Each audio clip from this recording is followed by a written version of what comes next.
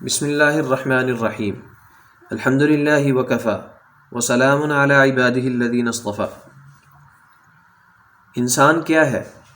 لوگ کہتے ہیں مٹی کا پتلا ہے، اس میں جان ڈال دی گئی، وہ بولنے لگا۔ منطق پڑھنے والے کہتے ہیں انسان ایسا جاندار ہے جس کو عقل عطا کی گئی، جس سے وہ برے بھلے کو پہچانتا ہے اور سوچ سمجھ کر نتیجہ خاص کرتا ہے، چیزیں ایجاد کرتا ہے۔ لیکن دنیا میں جاندار اور بھی ہیں، انسان کا درجہ ان سب سے اونچا کیوں ہے؟ کیا صرف عقل کی وجہ سے؟ اگر اس کی بڑائی صرف عقل کی وجہ سے ہے تو یہ جو تمام جانداروں پر قبضہ جماتا ہے، دنیا کی ہر ایک چیز کو اپنے تصرف میں لے آتا ہے، کسی کو کاٹتا ہے، کسی کو توڑتا ہے، کسی چیز کو جلاتا ہے، کسی چیز کو پگھلاتا ہے، سمندروں میں تیرتا ہے، فضا میں اڑتا ہے، اور اب چاند تاروں پر بھی قبضہ جمانا چاہتا ہے، تو اس کا یہ قبضہ اور تصرف کہاں تک درست ہے؟ کیا یہ جبر و قہر اور ظلم نہیں ہے؟ کیا یہ قبضہ غاصبانہ اور یہ تصرف ظالمانہ نہیں ہے؟ کیا اس کو عقل اس لیے دی گئی ہے کہ وہ ظلم اور جبر و قہر کر سکے؟ اس عقل کو ہم نعمت اور رحمت مانیں یا عذاب اور مصیبت سمجھیں کہ ساری مخلوق کو اپنے شکنجے میں کس رہی ہے؟ منطق اس کا کوئی جواب نہیں دیتی۔ ہم نے قرآن شریف کا مطالعہ کیا، قرآن شریف میں اس کا جواب موجود ہے۔ قرآن حکیم بتاتا ہے کہ اس تمام مخلوق کا ایک پیدا کرنے والا ہے، اس نے اپنی مرضی سے اس تمام مخلوق کو پیدا کیا۔ زمین، آسمان، چاند، سورج سب اسی کے پیدا کیے ہوئے ہیں، جس کو جیسا چاہا بنا دیا اور اپنے کام پر لگا دیا۔ اسی خدا نے انسان کو پیدا کیا، اس کو عقل اور سمجھ دی، اس کو علم دیا، اور اسی نے انسان کو پوری کائنات میں اپنا نائب بنا دیا۔ سورہ بقرہ آیت 30۔ اسی نے اس کو ایسی صلاحیت اور طاقت بخش دی کہ زمین و آسمان کی کسی بھی چیز پر وہ قبضہ کر سکتا ہے اور اس کو اپنے کام میں لا سکتا ہے۔ زمین و آسمان کی تمام چیزیں اسی کے لیے مسخر کر دیں۔ سورہ جاثیہ آیت 13۔ بس انسان کا یہ قبضہ غاصبانہ اور یہ تصرف جابرانہ نہیں ہے، بلکہ یہ تصرف جائز اور یہ قبضہ ایسا ہی ہے جیسے کوئی کارندہ اپنے مالک کی طرف سے قبضہ کیا کرتا ہے۔ مختصر یہ کہ انسان کی حقیقت قرآن شریف نے یہ بتائی ہے کہ وہ اللہ کا خلیفہ یعنی نائب ہے۔ اس کی بڑائی صرف عقل کی وجہ سے نہیں ہے، بلکہ اس لیے ہے کہ اس کو نیابت کا منصب عطا ہوا ہے۔ یہ مٹی کا پتلا کیا ہے؟ یہ ہمارا بدن جس کو ہم مٹی کا پتلا کہتے ہیں، کیا یہی انسان ہے؟ ہر شخص جواب دے گا یہ انسان نہیں ہے، یہ صرف قالب ہے، انسان کچھ اور ہے۔ یہ قالب گھٹتا ہے، بڑھتا ہے، پرانا پڑ جاتا ہے، کبھی اس کا کوئی حصہ کٹ جاتا ہے، مگر زید جس کا یہ قالب ہے وہ نہیں بدلتا۔ زید بچپن میں بھی زید تھا، جوانی میں بھی زید ہی رہا، بوڑھا ہو گیا تب بھی زید ہی ہے، وہ بیمار پڑا تب بھی زید ہی تھا، اس کی بینائی جاتی رہی تب بھی زید رہا، آنکھیں بنوا لیں اور چشمہ لگا کر دیکھنے لگا تب بھی زید ہی ہے۔ یہ زید انسان ہے، یہ جب بھی تھا جب یہ مٹی کا پتلا اس کا قالب نہیں بنا تھا، اور جب بھی رہے گا جب یہ مٹی کا قالب اس سے الگ ہو جائے گا۔ زندگی کیا ہے؟ لوگ کہتے ہیں بہت خفیف سا قطرہ یا کیڑا تھا، ماں کے پیٹ میں اس نے بڑھنا شروع کیا، وہ بچہ بن گیا، پیدا ہوا، بڑھا، جوان ہوا، بوڑھا ہوا، یہ زندگی ہے۔ مگر یہ تو اس قالب کی سرگزشت ہے۔ زید جس کو ہم انسان کہتے ہیں وہ تو کچھ اور ہے۔ جب یہ قالب ختم ہوا تو کیا زید بھی ختم ہو گیا؟ موت صرف قالب کی آئی، فنا صرف قالب ہوا، یا انسان بھی فنا ہو گیا؟ خود ہمارے دل کی آواز یہی ہے، اور دنیا میں جو بھی مذہب ہے وہ یہی کہتا ہے کہ زید فنا نہیں ہوا۔ موت کا مطلب یہ ہے کہ زید اپنے خاکی قالب سے جدا ہو گیا۔ موت انتقال ہے، یعنی زید ایک عالم سے دوسرے عالم میں منتقل ہو جاتا ہے۔ موت فنا نہیں ہے۔ مرنے کے بعد، اچھا اگر موت فنا نہیں ہے، زید مرنے کے بعد بھی باقی رہتا ہے، تو اس بقا کا نام کیا ہے؟ مرنے کے بعد باقی رہے گا تو کہاں رہے گا؟ کس طرح رہے گا؟ آرام سے رہے گا یا تکلیف سے؟ آرام ملے گا تو کس طرح؟ تکلیف ہوگی تو کیوں ہوگی؟ کیا ہوگی؟ کس طرح ہوگی؟ موجودہ زندگی کا تعلق اس سے کیا ہوگا؟ اس زندگی میں جو کچھ کیا ہے اس کا اثر موت کے بعد ہوگا؟ اگر اثر ہوگا تو کس عمل کا اثر کیا ہوگا؟ کون سے عمل کرنے چاہیے جن کے اثر اچھے ہوں؟ وہ عمل کس طرح کرنے چاہیے؟ کون سے عمل نہیں کرنے چاہیے؟ اگر ہماری عقل اور سمجھ کا تقاضا ہے کہ جہاں ہمیں پہنچنا ہے وہاں کی باتیں معلوم کر لیں، اور رات کی اندھیری ختم ہونے کے بعد جو کل کا دن آنے والا ہے اس کا انتظام آج کر لیں، تو ہمارے لیے لازم ہو جاتا ہے کہ ایک لمحہ بھی ضائع نہ کریں، اور سب سے پہلی فرصت میں، اور فرصت نہ ہو تب بھی فرصت نکال کر ان سوالات کے جواب معلوم کر لیں۔ کس سے معلوم کریں؟ اگر کوئی شخص یورپ گیا ہو تو اس سے یورپ کی باتیں معلوم کی جا سکتی ہیں، لیکن اگر یورپ کوئی نہ گیا ہو، یا جو یورپ گیا ہو وہ کبھی واپس نہ آیا ہو، تو کس سے معلوم کریں؟ یورپ کی باتیں معلوم کرنے کی ہمیں کوئی ضرورت نہیں اگر ہمیں یورپ جانا نہ ہو، لیکن جب ہمیں جانا ہے اور ضرور جانا ہے اور وہاں جا کر رہنا ہے اور اتنا رہنا ہے کہ اس کی کوئی مدت متعین نہیں، ساری عمر وہیں رہنا ہے، تو ہم سے زیادہ کوئی نادان اور غافل نہ ہوگا اگر ہم یورپ کی باتیں معلوم نہ کریں اور تمام حالات کی پوری تحقیق نہ کر لیں۔ ہماری دانش مندی یہی ہوگی کہ ہم جہاں تک معلوم کر سکیں ہر چیز کی تحقیق کر لیں، مگر یہ سوال پھر لوٹ آیا کہ کس سے معلوم کریں؟ عقل کی رہنمائی۔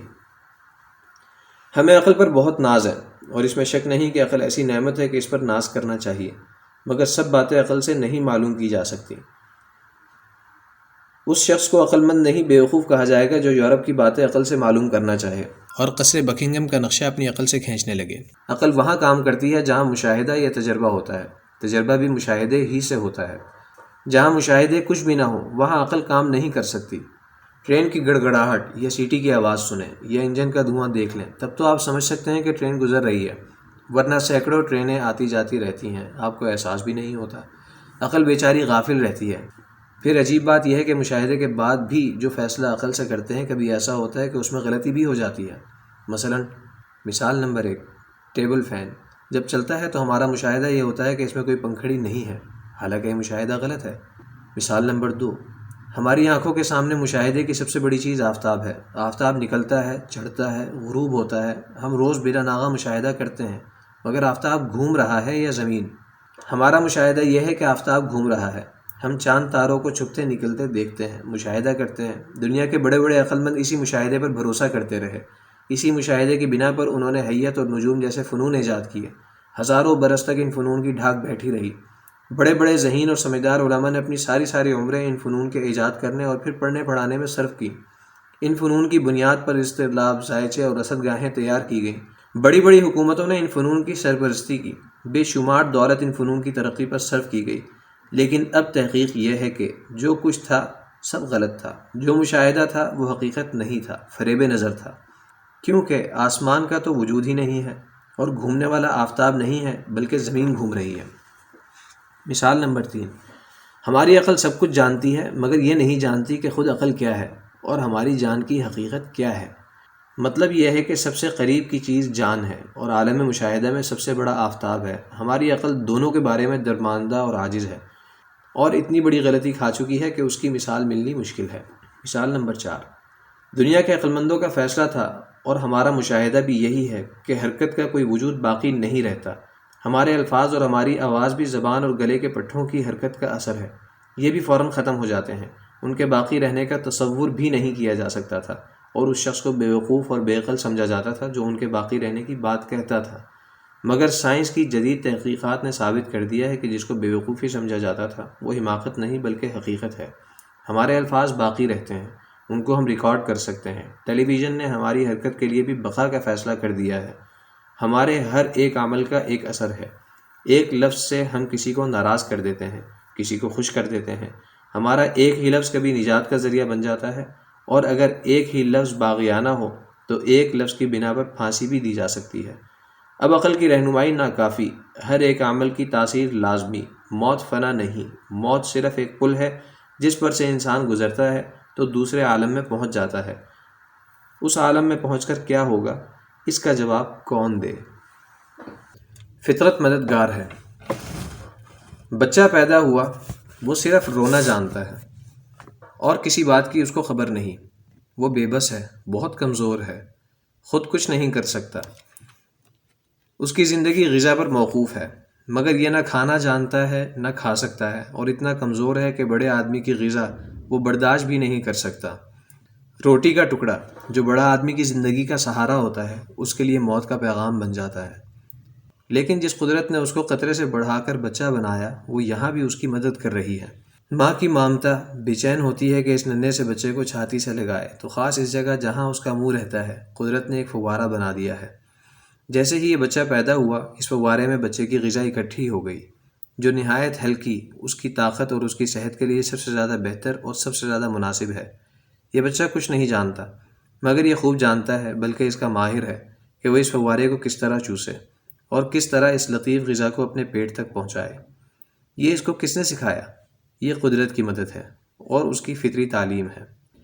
بچے کو ہوا کی ضرورت ہے، سردیوں میں نگہت کی ضرورت ہے، دھوپ کی ضرورت ہے، یہ اپنی حفاظت خود نہیں کر سکتا، اس کو محافظ اور نگران کی ضرورت ہے۔ قدرت نے ماں کی فطرت میں وہ محبت بھر دی کہ اس نے نہ صرف ایک خدمت گزار کی طرح بلکہ فداکار اور جانثار بن کر ہنسی خوشی اس کی ہر ایک خدمت انجام دی، اپنا تمام چین اور آرام اس کی خدمت اور راحت پر قربان کر دیا۔ فطرت نے باپ کو شفقت اور محبت کا ایسا پتلا بنا دیا کہ اس نے بچے کی حفاظت، پرورش اور اس کی تعلیم و تربیت اور ترقی کو اپنی زندگی کا نصب العین بنا لیا۔ بہنوں اور بھائیوں میں وہ امنگ پیدا کر دی کہ یہ بچہ ان کا محبوب مشغلہ اور بہت ہی پیارا کھلونا بن گیا۔ وہ ہر وقت اس میں مشغول رہتے ہیں اور اس کے رنج سے رنجیدہ اور خوشی سے خوش ہوتے ہیں، اور اکثر ایسا ہوتا ہے کہ اس کو خوش کرنے کے لیے اسی جیسے بچے بن جاتے ہیں۔ فطرت رہنما اور معلم ہوتی ہے۔ یہ فطرت کی رہنمائی تھی کہ بچے کو دودھ چوسنا سکھایا۔ قدرت کی فطری رہنمائی سے بچے نے غذا حاصل کی، بدن میں طاقت آئی، تو یہ صرف قدرت کی مدد اور اس کی رہنمائی ہے کہ بچے میں شناخت کرنے کی صلاحیت پیدا ہوئی۔ چلنا پھرنا تو درکنار، بچہ خود سے اٹھ کر بیٹھ بھی نہیں سکتا، زبان ابھی خاموش ہے، صرف حلق سے ہوں ہوں کر لیتا ہے، مگر آنکھوں اور کانوں کی طاقت میں ایسی پختگی پیدا ہو گئی کہ وہ ماں باپ کو دیکھتا ہے تو پہچان لیتا ہے، بہن بھائی جو اس سے محبت کرتے ہیں ان کو بھی پہچانتا ہے، خوشی خوشی ان کی گود میں چلا جاتا ہے، جن کو نہیں پہچانتا ان سے وحشت کھاتا ہے۔ یہ بچے کی حفاظت کے لیے قدرت کی رہنمائی ہے۔ ہم اگر عربی یا انگریزی بولنا چاہتے ہیں تو اس زبان کی گرامر یاد کرتے ہیں، ریڈر پڑھتے ہیں تب کچھ بول سکتے ہیں، مگر قدرت کی یہ رہنمائی ہے کہ ماں باپ کی زبان بچہ بغیر کسی گرامر کے سیکھ جاتا ہے۔ قدرت نے جب بچے کو پہچاننے کی طاقت بخشی تو ساتھ ساتھ ایک بات کا شوق بھی دلا دیا، یہ ہے نقل اتارنے کا شوق۔ زبان ابھی قابو میں نہیں ہے، مگر بچہ چاہتا ہے کہ جو سنے زبان سے اس کو ادا کرے۔ وہ پورا لفظ ادا کرنے پر قادر نہیں ہوتا، کوئی ایک حرف ادا کر سکتا ہے تو اسی کو ادا کرتا ہے، پھر اس کی مشق کرتا ہے۔ اس کے ادھورے لفظ کو اس کے ماں باپ سنتے ہیں تو اکثر ایسا ہوتا ہے کہ ہنسنے لگتے ہیں، مگر بچہ ہمت نہیں ہارتا، یہ برابر کوشش کرتا رہتا ہے، یہاں تک کہ کچھ عرصے میں کامیاب ہو جاتا ہے، اور جس طرح اس کے ماں باپ اور مربی اور سرپرست بولتے ہیں یہ بھی بولنے لگتا ہے۔ یہ مدد اور تعلیم کی دوسری قسم ہے جو فطرت اور قدرت کی طرف سے عطا ہوتی ہے۔ اس سے یہ بھی معلوم ہوا کہ تعلیم کا فطری طریقہ یہ ہے کہ فطرت نمونہ پیش کر دیتی ہے، اس نمونے کی نقل اتارنے کی مشق ہو جاتی ہے تو اس کو تعلم اور سیکھنا کہتے ہیں۔ ترقی پذیر شہری زندگی اور فطرت کی مدد اور رہنمائی۔